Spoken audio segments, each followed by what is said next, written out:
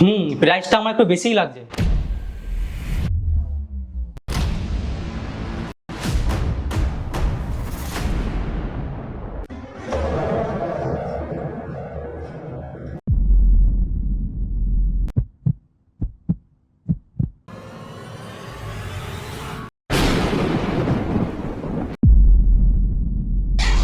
Sir আমরা তো meeting fix করে দিয়েছি।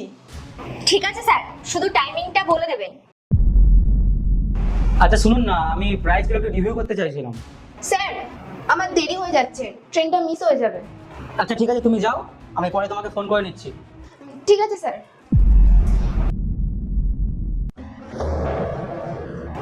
আরে হ্যাঁ হ্যাঁ, আমরা অ্যাডভান্সের টাকা রেডি আছে।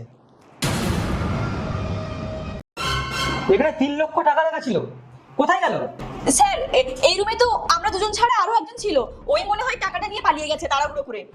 হ্যাঁ স্যার, ওই গরিব লোকগুলো না এরকমই হয়, ওই নিশ্চয়ই টাকাগুলো চুরি করে পালিয়েছে। হ্যাঁ ঠিক বলেছো। এ পিঙ্কি, পিঙ্কি, গার্ড পিঙ্কিকে একটু ডেকে দাও তো ভেতরে।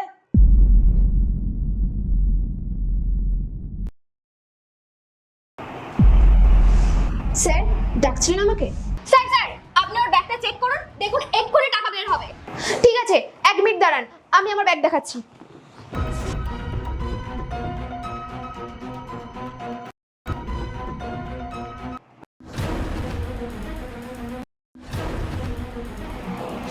টাকা তো নেই। বলেছিলাম না স্যার, আমি চুরি করিনি। তাহলে এখন তোমাদের ব্যাগটা আমার চেক করতে হবে। করুন চেক।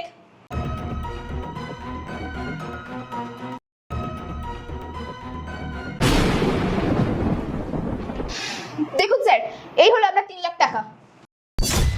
স্যার আমি বলছি, আসলে ম্যানেজার ম্যাডাম আমাকে বলেছিল ওর ব্যাগে ওই টাকাগুলো ঢুকিয়ে রাখতে, কিন্তু পুরো ষড়যন্ত্রটা ওনার। এইসব আমি কি শুনছি?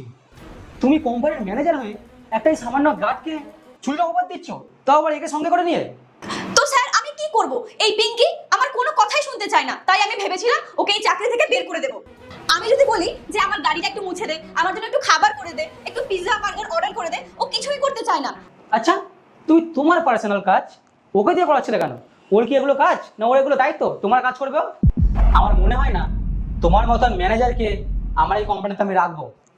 আর হ্যাঁ, তোমারও খুব শখ না তোমার ম্যানেজারের এইসব ভুলভাল কাজের সঙ্গ দেওয়া, একটা এই গরিব মানুষকে ফাঁসানো।